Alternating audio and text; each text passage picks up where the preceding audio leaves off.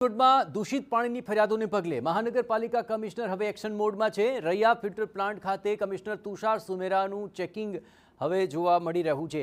પાણીમાં ક્લોરીનનું પ્રમાણ અને પાણીની ગુણવત્તાને લઈને આ તપાસ હાથ ધરવામાં આવી। સ્થળ પર જ ક્લોરીન ટેસ્ટ કરી લેવામાં આવ્યો। સમગ્ર તપાસ મામલે મ્યુનિસિપલ કમિશનર તુષાર સુમેરાએ નિવેદન આપ્યું કે પાણીની ગુણવત્તા ઓછી હશે તો તેનું નિરાકરણ લાવવામાં આવશે। લોકોને પીવાનું શુદ્ધ પાણી મળે તે અમારી પ્રાથમિકતા છે। ચોમાસાની સિઝનમાં વોટર કન્ટેમિનેશન ના થાય એ અમારી માટે મોટો ચિંતાનો વિષય હોય છે કે એ કન્ટેમિનેશનને કઈ રીતે આપણે અટકાવી શકીએ।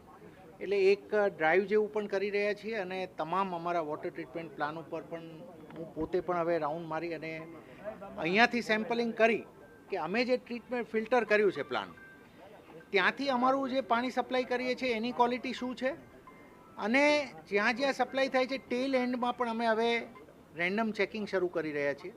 બે તરફ ફિલ્ટર પ્લાન્ટમાં તપાસ થયા બાદ હવે લોકોના ઘર સુધી પહોંચતા પાણીને લઈને પણ તપાસ હાથ ધરાશે અને ક્યાં મુશ્કેલી સર્જાય તેનું નિરાકરણ લાવવામાં આવશે તેવું મહાનગરપાલિકા કમિશનરનું કહેવું છે। અમારો જથ્થો અમે જે વેચવા માટે કાઢીએ છીએ ત્યાં શું સ્થિતિ છે એનું આજે આપણે આકલન કર્યું।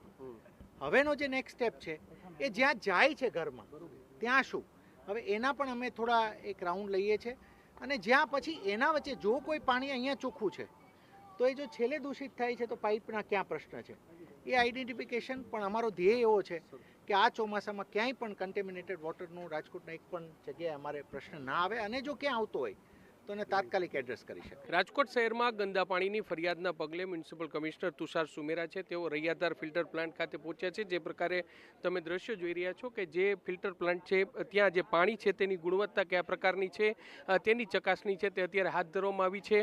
જે પાણી અલગ અલગ ડેમોમાંથી જે પાણી આવે છે તે પાણીની ગુણવત્તા તેમાં ક્લોરીનનું પ્રમાણ કેટલું છે તે અંગેની સમીક્ષા છે તે કરવામાં છે। સ્થળ પર જ જે ક્લોરીન ટેસ્ટ છે તે કરવામાં આવ્યું છે ને ક્લોરીન જે પૂરતા માત્રામાં છે કે કેમ તેની ચકાસણી છે તે હાથ ધરવામાં આવી છે। સાથે સાથે જે રૈયા ફિલ્ટર પ્લાન્ટ છે ત્યાં જે લેબોરેટરી છે તે પણ જે ઉપલબ્ધ હોય છે જેમાં પણ પાણીની ગુણવત્તા છે તેની ચકાસણી છે તે કરવામાં આવી રહી છે।